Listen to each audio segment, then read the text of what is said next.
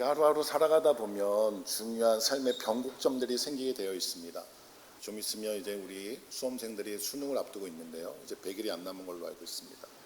근데 그들을 보면 이 대학생이 된다는 그 앞에서 굉장한 삶의 변곡점을 가지게 되고, 또 어떤 때는 이제 자기들이 직장에 취업하기 전에 그런 변곡점을 가지게도 되고, 어쩌면 결혼을 앞둔 시기에 그런 어떤 변곡점을 가지게 되고, 또한 성인이 되면 자녀를 낳고 또한 그 자녀의 커감에 있어서 내가 은퇴할 시기가 되면 그 순간순간마다 삶의 변곡점들이 생긴다라고 고백들을 합니다. 그러면 사람들은 그러한 변곡점들이 생길 때마다 어떻게 살아가야 될 것인가 수많은 고민들을 하며 어떻게 그것을 이겨낼 수 있을까 생각을 하게 되죠.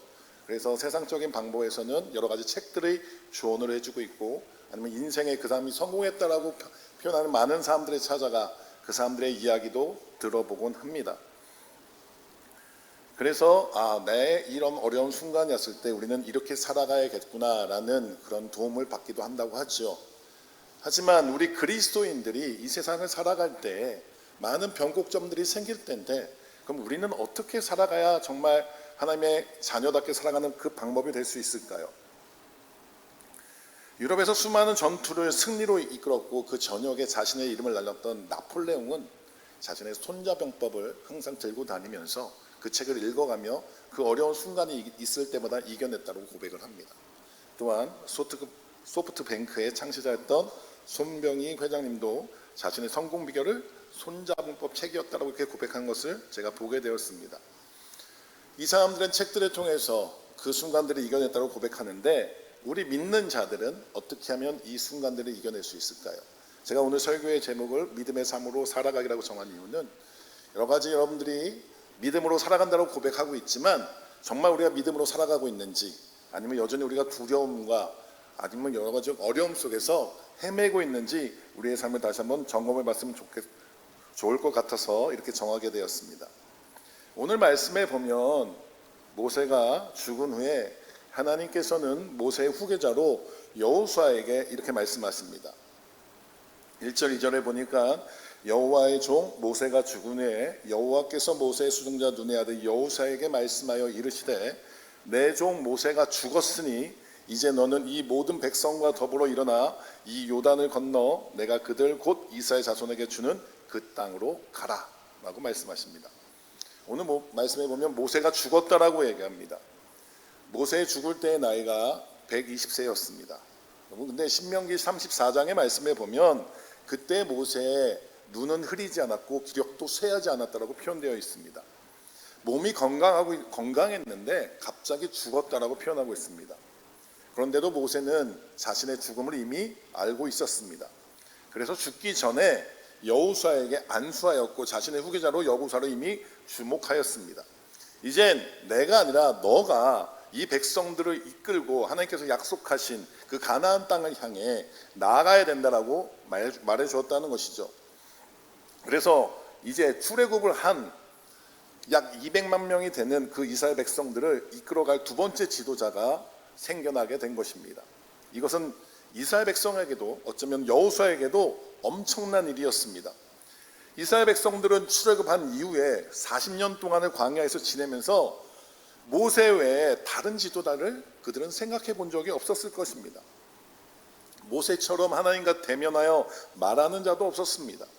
비록 백성들이 종종 모세에게 불평도 하였고 원망도 하였지만, 그래도 모세는 이스라엘 백성들에게 절대적인 지도자였습니다. 그리고 모세가 죽을 당시 앞에서 말씀드렸다시피 그는 눈이 흐리지 않았고 기력도 쇠하지 않았으니까 백성들도 그렇고 아마 여호수아도 그렇고 모세가 갑자기 죽을 것이라고는 생각을 못했을 것입니다.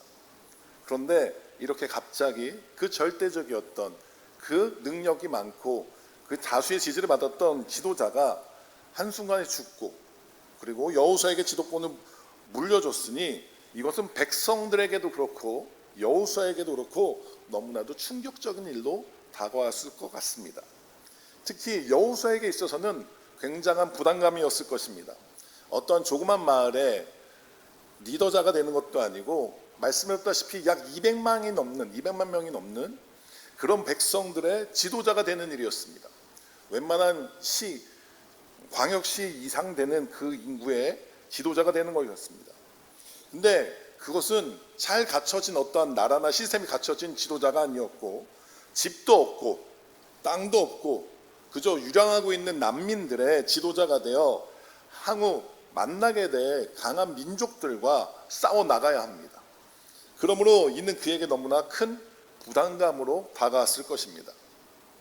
이거 내가 잘할 수 있을까? 모세를 향해서도 그렇게 불평했던, 원망했던 이 백성들이 내가 이끌어갈 수 있을까? 모세에게 역사하셨던 하나님께서도 내게도 함께하여 주실까? 온갖 생각들이 아마 여호수아에게 들었을 수 있을 것 같습니다. 그런데 어느 날 그렇게 불안해하고 있을 여호수아에게 하나님께서 직접 나타나셔서 말씀하시는 겁니다. 지금까지는 모세에게만 보이셨던 하나님께서 이제는 여호수아에게도 나타나셔서 말씀하고 계십니다. 아마 이 한 가지 사실만으로도 아마 여호수아에게는 굉장한 감격스러운 일이었을 것입니다. 모세에게 말씀하신 하나님께서 지금 나에게도 말씀하시는구나. 여러분, 우리가 어떤 순간 어려움을 가지고 기도의 제목들을 가지고 기도했을 때 응답 받으신 경험들이 있으십니까? 하나님께서 내 기도에 응답하셨다는 그 놀라운 경험이 있을 때 얼마나 기쁘셨습니까? 내가 희망하는 그것을 받았다는 사실보다 하나님께서 내 기도에 응답해 주셨다, 하나님께서 나와 함께 하신다라는 그 확신이 들 때 그 사실이 너무나도 기쁨으로 다가올 줄로 믿습니다. 지금 여호수아에게 이러한 기쁨이 임했을 것입니다. 모세에게만 임하셨던 하나님이었는 줄 알았는데 지금 나에게도 함께 하시는구나. 그 확신이 여호수아에게 들었을 때 그는 담대함과 기쁨을 얻을 수 있었을 것입니다. 요한복음 16장 24절 말씀에 이렇게 얘기하고 있습니다. 지금까지는 너희가 내 이름으로 아무것도 구하지 아니하였으나 구하라. 그리하면 받으리니 너희 기쁨이 충만하리라. 자, 하나님께서 여호수아에게 기쁨으로 함께 해주셨다는 것이죠. 근데 더 놀라운 말씀을 해주십니다. 2절 말씀에 보면 이는 이제 너는 이 모든 백성과 더불어 일어나 이 요단을 건너 내가 그들 곧 이스라엘 자손에게 주는 그 땅으로 가라라고 말씀하십니다. 여러분, 지금 모세가 죽은 상황입니다. 얼마나 어수선하겠습니까? 절대적이었던 지도자 모세가 죽은 상황에서 하나님께서는 그에게 말씀하신 게 뭐였냐면 여유를 가져라, 좀 쉬어라가 아니라 가나안 땅을 향해 나아가라라고 지금 말씀하고 계십니다. 다른 것 생각하지 말고 지금 하나님의 약속의 말씀 붙들고 나아가라고 말씀하고 있는 것입니다. 왜 그럴까요? 왜 그렇게 하나님께서 말씀하고 계실까요? 인간적인 상식으로 그 가나안 땅이 정복될 땅이 아니었습니다. 하나님을 힘을 얻고 나아가는 믿음과 담대함으로 지금 그러한 것이 필요한 시기이기 때문에 하나님께서는 지금 계속해서 다른 것 생각하지 말고 앞으로 나아가라고 말씀하고 있는 것입니다. 강하고 담대하라, 강하고 담대하라 계속해서 말씀하고 계십니다. 내가 너와 함께 있을 것이다.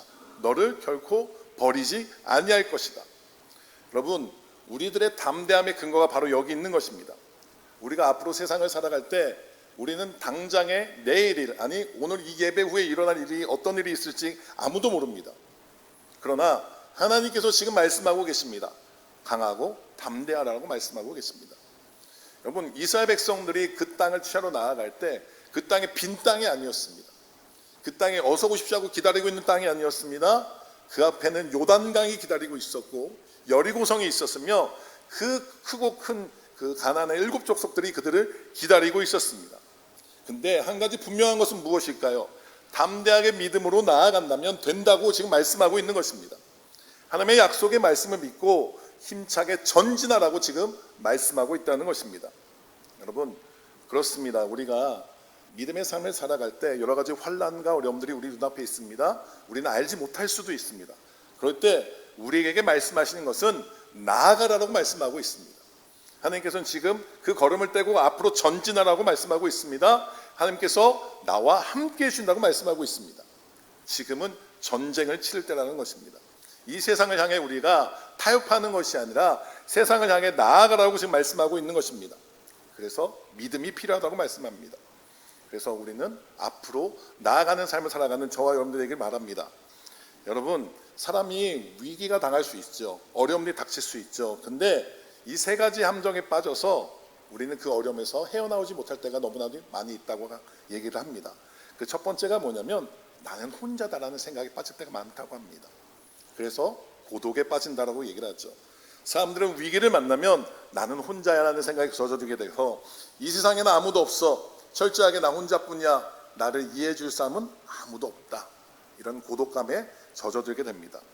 그러다 보니 다른 사람들의 위로가 되지 않습니다. 다른 사람의 조언에도 힘이 되지 않습니다. 철저하게 혼자인 것처럼 느끼게 된다는 것이죠. 그래서 전진하지 못하게 된다고 합니다. 근데 오늘 이런 위기 당할 때 하나님께서는 내가 내 옆에 있다, 너와 함께 하겠다, 너를 도와주겠다라고 말씀해 주고 있습니다. 그러하게 힘을 내시길 바랍니다. 두 번째로 우리가 빠진 함정은 두렵다라는 것입니다. 여러분, 공산독재 안에서 인권과 자유를 외치다가 박해를 받아 투옥되었던 목사님이 계신데, 리처드 범블렌이라는 목사님이 투옥이 되었습니다. 그가 옥중에서 할 일이 다른 일을 할 수가 없어서 성경을 계속 읽게 되었다고 얘기를 합니다. 성경을 읽다가 두려워하지 말라라는 이 문구가 눈에 들어왔다고 얘기하고 있습니다. 수없이 말씀을 전하였고 기록된 말씀을 보아왔지만 이것이 나에게 적용되지 않아 한 번씩 세어보기로 했다고 합니다. 도대체 하나님께서 얼마나 이 두려워하지 말라는 말씀하셨는가 세어봤다고 얘기합니다. 근데 꼭 365번이 쓰여있다고 얘기했습니다. 감옥에 가서 절망에 빠진 채 앞일을 근심하였던 그 목사님께서 놀라운 사실을 깨닫게 되었다는 거죠. 1년 365일 하나님께서는 빠짐없이 우리에게 두려워하지 말라라고 말씀하고 있다는 것을 그 순간 느꼈다는 것이죠. 그래서 거기서 그는 자유할 수 있었고 담대히 그 모든 것들을 이겨낼 수 있었다고 고백하는 것을 보게 됩니다. 여러분, 오늘도 하나님께서 우리에게 말씀하고 계십니다. 두려워하지 말라, 놀라지 말라. 내가 어디로 가든지 내 하나님 여호와가 너와 함께 하느니라. 아멘. 세 번째로 우리가 빠지는 함정은 무엇이냐면 바로 나는 못해라는 함정입니다. 한마디로 무기력해진다는 것이죠. 여러분, 온 우주를 창조하신 그 하나님의 말씀, 만물을 손에 쥐고 있고 전지전능하시고 무소부지하신 그 하나님께서 우리에게 함께 해준다고 말씀하고 있다는 것이죠. 나와 함께 하시기에 하나님의 능력으로 그 모든 것을 해낼 수 있다고 말씀하고 있습니다. 제가 지난주에 말씀을 드렸다시피 내게 능력 주신 자에서 내가 모든 것을 할 수 있다. 어떠한 상황에 있든지 하나님께서는 그것을 감당할 수 있는 힘을 이미 우리에게 주셨다는 것이죠. 그러하게 여러분, 이 말씀을 믿고 나아갈 수 있는 여러분들에게 주의 이름으로 부탁드립니다. 7절 말씀입니다. 오직 강하고 극히 담대하여 나의 종 모세가 내게 명령한 그 율법을 다 지켜 행하고 우로나 좌로나 치우치지 말라. 그리하면 어디 가든지 형통하리니. 여러분, 맞습니다. 우리가 지금 하나님의 약속의 말씀을 믿고서 힘차게 나아간다면 이젠 준비한 대로 그 가나안 땅이 정복됩니다. 꿈꾸고 소망한 말을 그대로 이뤄나갈 줄로 믿습니다. 그때가 바로 지금이라는 것이죠. 지금까지 우리를 둘러싸고 있던 모든 억압들을 다 떨쳐버리고 하나님의 명령을 따라 이제 일어나 요단강을 건너 그 약속의 땅으로 나아가는 저와 여러분들에게 주의 이름으로 부탁드립니다. 오늘 첫 번째 하나님께서는 나아가라고 말씀하셨고, 둘째로 여호사에게 말씀한 것이 하나님의 약속입니다. 그 약속의 말씀이 무엇이냐면 오늘 본문 3절에서 6절까지가 있는데 우리 다시 한번 교독하시면서 읽어보도록 하겠습니다. 3절 말씀 제가 먼저 읽겠습니다.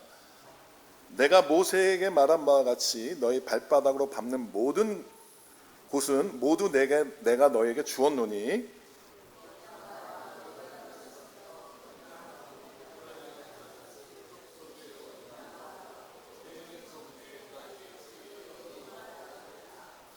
내 평생에 너를 능히 대적할 자가 없으리니 내가 모세와 함께 있었던 같이 너와 함께 있을 것임이라. 내가 너를 떠나지 아니하며 버리지 아니하리니.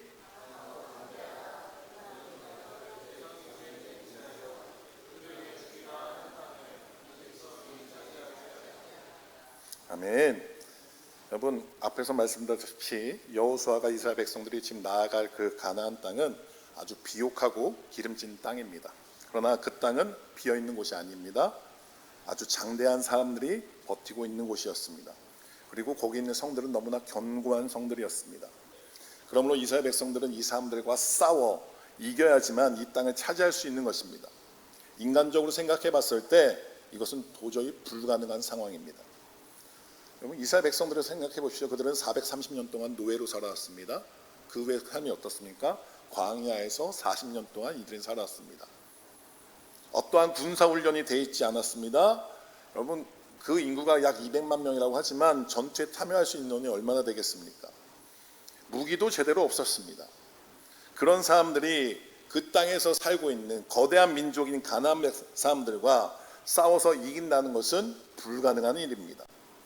게다가 가나안 가는 길목에 요단강이 있는데 그 당시 요단강은 물이 범람하여서 이스라엘 백성들이 건널 수 없는 곳이었습니다. 그런데 하나님께서는 지금 여호수아에게 말씀하시기를 내가 너에게 이미 주었다라고 표현하고 계십니다. 말씀을 자세히 보면 줄 것이다가 아니라 주었다라고 표현하고 있다는 것이죠. 이미 너희가 가진 땅이라고 얘기하고 있는 것입니다. 얼마나 놀라운 말씀입니까? 그 땅에 사는 사람들은 다른 민족이지만 그 땅의 소유권이 너희 것이다라고 지금 말씀하고 있는 것입니다. 그래서 너희는 가서 그 땅을 취하라라고 지금 말씀하고 있는 것입니다. 그렇습니다. 그들이 가나안 땅을 여호수아에게 다 주게 되어 있다라고 지금 말씀하고 있는 것이죠. 그러면서 하나님께서는 여호수아에게 그런 하나님의 약속이 분명하게 이루어질 것임을 거듭해서 강조하고 있음을 볼 수 있습니다. 내가 모세와 함께 있었던 것 같이 너와 함께 있을 것이다. 내가 너를 떠나지 아니하며 버리지 아니하리니 강하고 담대하라. 여러분 그렇습니다. 하나님께서 지금 함께 하신다. 떠나지 아니하신다. 버리지 아니하신다라고 말씀하고 계십니다. 그렇기 때문에 우리는 지금 하나님의 약속의 말씀을 온전히 믿고 강하고 담대하게 나아가라고 말씀하고 있는 것입니다. 이게 얼마나 분명한 약속입니까? 하나님께서 직접 말씀해 주신 약속입니다. 하나님께서 이렇게 약속을 해주셨는데 우리에게 두려울 것이 무엇이 있겠습니까? 이런 약속에도 불구하고 하나님의 전적으로 신뢰하지 못한다면 우리는 절대로 이길 수가 없습니다. 함께 나가서 싸울 수도 없다는 것이죠. 여전히 근심 걱정에 쌓여 있을 수밖에 없는 그런 연약한 존재일 수밖에 없다는 것이죠. 여러분 그러하기에 우리는 하나님의 약속의 말씀을 온전히 믿고 가나안 땅을 향해 힘채 나아갈 수 있는 저와 여러분들에게 주의 이름으로 부탁드립니다. 하나님께서 함께 하시는 한 우리는 반드시 승리하게 될 줄로 믿습니다. 여러분 이스라엘 백성들이 홍해에 수장되었습니까? 그들이 마라나 르비딤에서 목이 말라 쓰러진 적이 있으십니까? 하나님이 신광야에서 굶주려 죽인 적이 있습니까? 그들의 옷이 해진 적이 있습니까? 그런 적 절대로 없습니다. 이미 시련은 그들에게 있었고 어려움들은 있었지만 절망이 없었다는 것이죠. 하나님이 그들에게 피할 길을 내어주셨고 그들의 하나님의 인도하심 속에서 그들을 끌고 가셨다는 것입니다. 여러분 우리에게 앞으로 시련은 있을 수 있습니다. 그러나 우리에게 절망은 없다는 것이죠. 요한복음 14장 1절 말씀에 이렇게 되어 있습니다. 우리 PPT 보시면 함께 읽어보도록 하겠습니다. 요한복음 14장 1절 말씀입니다. 함께 읽습니다. 시작. 너희는 마음에 근심하지 말라. 하나님을 믿으니 또 나를 믿으라. 빌립보서 1장 6절 말씀입니다. 함께 너희 안에서 착한 일을 시작하시는 이가 그리스도 예수의 날까지 이루실 줄을 우리는 확신하노라. 아멘. 여러분 우리의 혼자의 힘으로는 이 세상 풍파를 이겨내기 쉽지 않습니다. 그러나 하나님께서 함께 하신다면 우리는 넉넉히 승리할 줄로 믿습니다.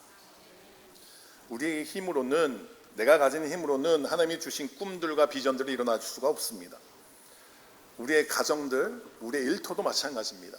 하나님께서 주신 힘으로 나아갈 때 놀라운 하나님의 역사하심이 나타날 줄로 믿습니다. 지금까지 교회 사역이나 여러분의 일터나 가정에서 어떻게 그 일들을 감당하고 살아오셨습니까? 내 힘이 아닌 하나님의 힘으로 감당하고 있었다면 그 삶에서 기쁨이 넘쳐날 줄로 믿습니다. 하지만 그 기쁨이 없다면 내 힘으로 한 것은 아니었는가? 우리의 삶을 다시 한번 되돌아볼 수 있는 기회가 되기를 주의 이름으로 부탁드립니다. 여러분 전능하신 하나님께서 우리의 손을 붙잡고 계십니다. 지금까지 보호하고 계시고 지금까지 이끌어 주신 줄로 믿습니다. 그래서 강하고 담대하라 내가 너와 함께 있을 것이다 라고 지금 말씀하고 있는 것입니다. 이처럼 주님의 말씀을 늘 공급받고 살아가는 사람들은 그 자신도 놀랄 정도로 그 지경이 넓어지는 것을 보게 됩니다. 왜 그럴까요? 그것은 바로 하나님께서 약속해 주셨기 때문입니다. 그러하기에 이 약속의 말씀대로 우리가 살지 못하고 계셨다면 오늘부터라도 하나님의 약속을 전적으로 믿고 신뢰함으로 여러분의 가정이나 일터에서 하나님의 주신 그 꿈들을 가지고 담대하게 나아가는 여러분들에게 주님으로 부탁드립니다. 그러면 여호수아에게 동행하셨던 하나님께서 저와 여러분들에게도 함께 동행하여 주실 줄로 믿습니다.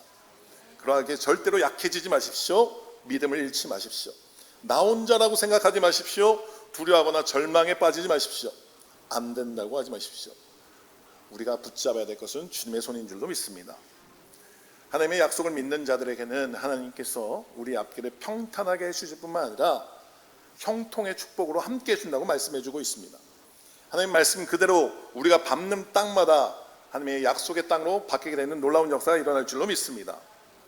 근데 우리 솔직히 말하면 우리 자신을 봤을 때 우리 한 사람은 너무나도 약합니다. 그러나 우리와 함께 하시는 하나님은 강하십니다. 우리는 부족하지만 하나님은 부족함이 없으십니다. 우리는 할 수 없을 때가 있지만 하나님은 능치 못함이 없으십니다. 그러하게 그 하나님의 손을 붙잡고 나아가는 여러분들에게 주님의 이름으로 부탁드립니다.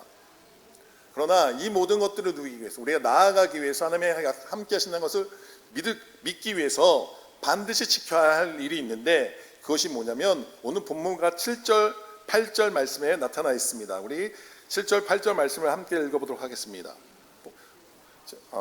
7절 말씀 함께 읽습니다. 시작. 오직 강하고 극히 담대하여 나의 종 모세가 내게 명령한 그 율법을 다 지켜 행하고 우로나 좌로나 치우치지 말라. 그리하면 어디로 가든지 형통하리니 이 율법 책을 내 입에서 떠나지 말게 하며 주야로 그것을 묵상하여 그 안에 기록된 대로 다 지켜 행하라. 그리하면 내 길이 평탄하게 될 것이며 내가 형통하리라. 아멘. 오늘 말씀에 보니까 여호수아가 하나님의 명령을 따라 약속의 땅으로 나아가는 데 있어서 반드시 먼저 선행돼야 될 일이 있다고 말씀하고 있습니다. 그것은 그들이 군사를 모으는 것도 아니고 무기를 사들이는 일도 아닌 하나님께서 말씀하신 것을 주야로 묵상하고 하나님 말씀을 따라 살라고 지금 말씀하고 있는 것입니다. 여러분, 이런 말이 있죠. 뭐로 가도 서울만 가면 된다, 이런 말이 있는데 믿음에는 이런 말이 되지 않습니다. 뭐로 가도 절대로 서울로 가면 되지 않습니다. 우리는 매일매일 삶 속에서 말씀을 따라가야 된다는 것이죠. 우리가 어떻게 하면 전진할 수 있을까요? 어떻게 하나님이 함께 하신다는 그 확신을 얻을 수 있을까요? 그 말씀이 오늘 여기 있다는 것이죠. 매일매일 말씀을 묵상할 때, 매일매일 말씀을 지켜 행할 때 우리는 이것을 행할 수 있다는 것입니다. 여러분, 이들은 지금 가나안 땅을 정복하지도 않았고 그들을 누리고 있지 않습니다. 그러나 하나님께서 말씀하십니다. 나아가라, 함께 하겠다. 근데 이것을 누리기 위해서는 하나님의 약속의 말씀을 붙들어라라고 지금 말씀하고 있는 것입니다. 여러분들 잘 알다시피 이후의 사건들을 생각해 보면 이들이 요단강을 건너게 되고 첫 번째 성인 여리고성을 점령하게 됩니다. 크고 큰 성이었던 여리고성을 어떻게 점령할 수 있었을까요?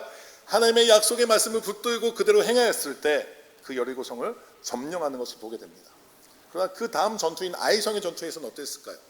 하나님의 약속의 말씀을 붙들지 않은 채 그들의 생각과 그들의 경험으로 판단하여 나갔을 때 처절하게 패배하는 것을 보게 됩니다. 마찬가지입니다.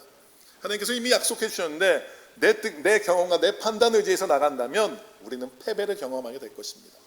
하지만 그 앞에 아무리 크고 힘든 어려운 문제라고 할지라도 우리가 그 약속의 말씀을 붙들고 나아간다면 반드시 우리에게 승리를 주실 것입니다.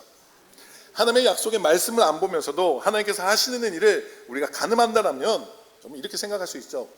그냥 어떤 요리를 만드는데 레시피도 안 보고 그 요리를 만들겠다라고 말하는 것과 다름이 없습니다. 그리고 맛이 없어라고 이렇게 판단하는 것과 다름이 없다는 것입니다. 여러분, 히브리서 4장 12절 말씀에 이렇게 얘기하고 있습니다. 함께 읽어보겠습니다. 시작. 하나님의 말씀은 살아있고 활력이 있어 좌우의 날선 어떤 검보다도 예리하여 혼과 영과 및 관절과 골수를 찔러 쪼개기까지 하며 또 마음의 생각과 뜻을 판단하는. 예, 맞습니다. 여러분, 하나님의 말씀은 살아있고 활력이 있어서 날마다 말씀을 묵상하고 그 말씀대로 살아갈 때 하나님께서 행하실 일들을 우리가 보게 되어 있습니다. 그 모든 영광을 하나님께 돌릴 수 있는 삶을 살아갈 수 있다는 것이죠. 여러분들 알다시피 미국의 남북 전쟁이 있었습니다. 그 전쟁이 한참 일어나고 있을 때 수많은 젊은이들이 전장에 나가 무참하게 죽어갔습니다. 양측이 운명이 걸린 대전투를 앞둔 그 밤에 에브리함 링컨이 깊은 번민 속에 빠져들었습니다. 그때 참모들이 와서 그에게 위로했습니다. 각하 염려하지 마십시오. 하나님께서 우리 편에 계십니다. 그러자 링컨이 이렇게 얘기했다고 합니다. 그것은 적군들도 그렇게 생각할 거야. 중요한 것은 우리가 하나님 편에 서 있느냐가 중요하다는 것이다. 여러분, 지금 여호수아도 계속해서 담대하고 강하라고 얘기하고 있지만 그 도전 앞에서 떨고 있습니다. 그런데 하나님께서는 말씀하고 계시죠. 내가 틀림없이 내 편이 되어줄 거야. 근데 그러기 위해서는 너도 내 편이 되어야 된다. 내 편이 될 수 있는 방법은 무엇이냐? 좌로나 우로나 치우치지 말고 말씀을 묵상하고 말씀을 가까이 하라는 것입니다. 우리가 하나님의 말씀을 가까이 했을 때 내가 하나님의 편이 될 수 있다는 것이죠. 여러분, 얼마나 우리가 말씀 묵상에 진심이십니까? 저희는 두 달에 한 번씩 큐티책을 구매하며 큐티를 권면하고 있습니다. 그리고 1년에 한 번씩 큐티 학교도 진행을 해나가며 말씀 묵상을 가까이 한다고 말씀하고 있습니다. 얼마나 가까이 하고 계십니까? 제가 최근에 설교를 준비하다 보니까 요즘은 많은 콘텐츠들이 많이 있잖아요. 그래서 유튜브라는 것도 많이 보게 되고 이런저런 것들을 많이 보게 됩니다.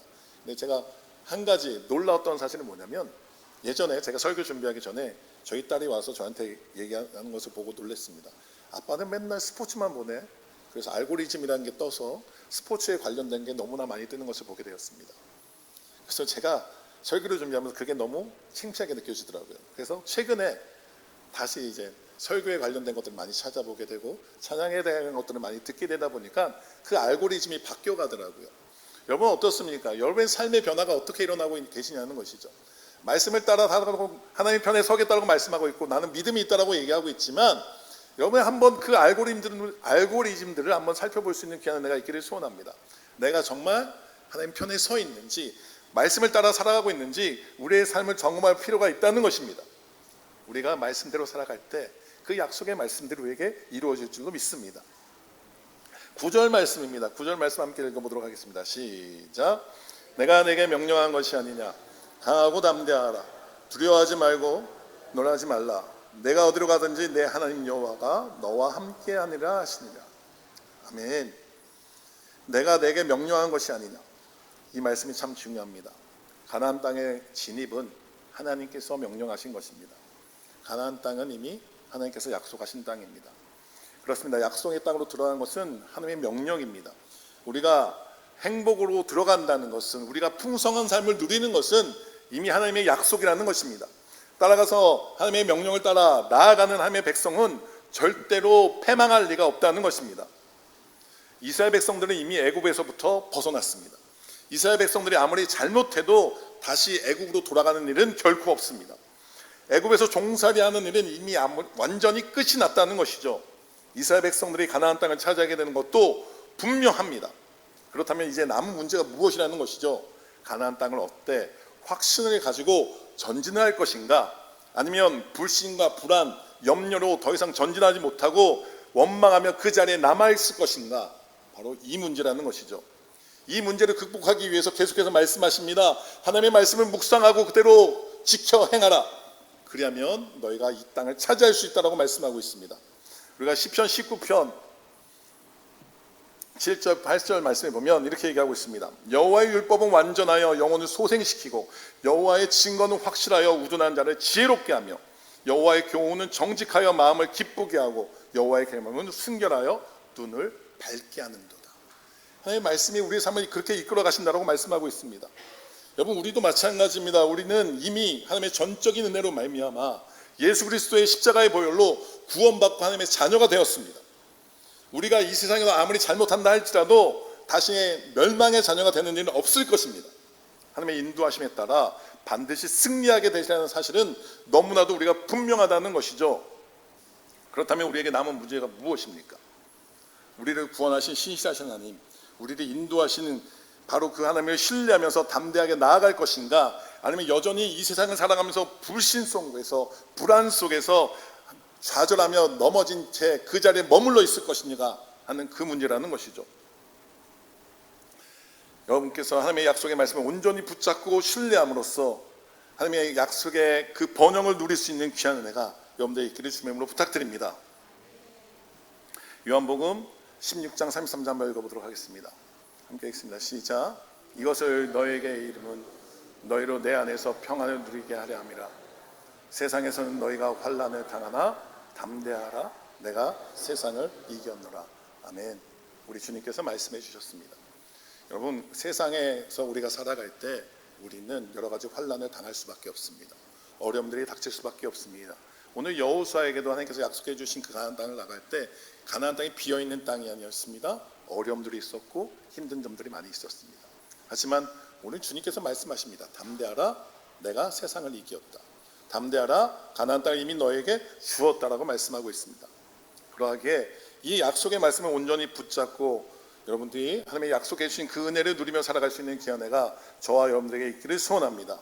그러하기에 우리가 행할 일, 말씀을 붙잡는 일, 말씀을 묵상하는 일에 힘쓰고 애쓸 수 있는 저와 여러분들에게 주명으로 부탁드립니다. 제가 중학교 2학년 때 소명을 받았습니다. 주의 종으로 하나님께서 부르심을 받았고 하나님께서는 이제 앞으로 주의 길에 가야겠다고 말씀해 주셨습니다. 제가 이제 고3 때 수험생을 치르고 있을 때 저희 아버지께서 저에게 물어봤습니다. 너는 어디를 가기를 원하냐?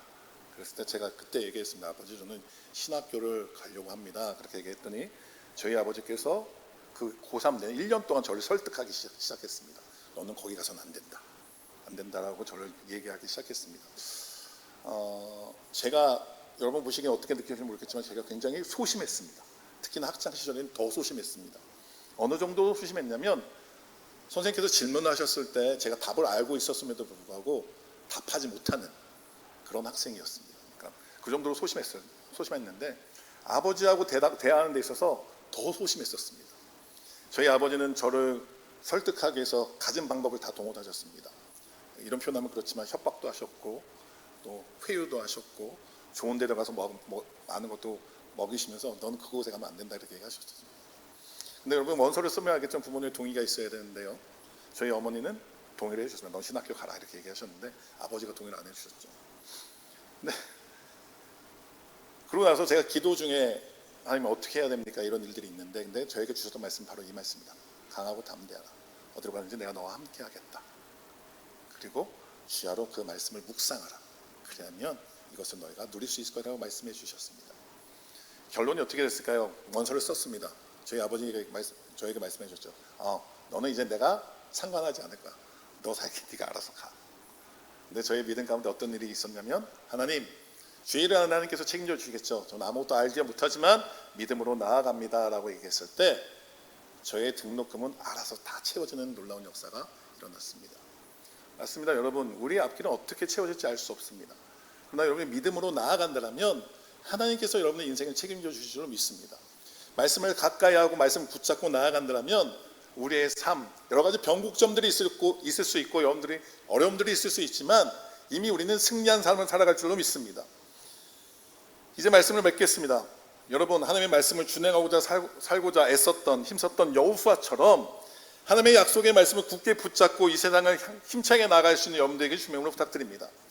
끝내 후에 여호수아가 죽음을 앞둔 상태에서 나와 내 집은 여호와만 섬기겠다고 그 고백한 그 고백들이 여러분의 삶 가운데 넘쳐나기를 소원합니다. 찬양 가사 중에도 있지 않습니까? 주 안에 있는 나에게 딴 근심이 있으랴. 이런 고백들이 여러분 삶 가운데 나타나게 주님으로 부탁드립니다.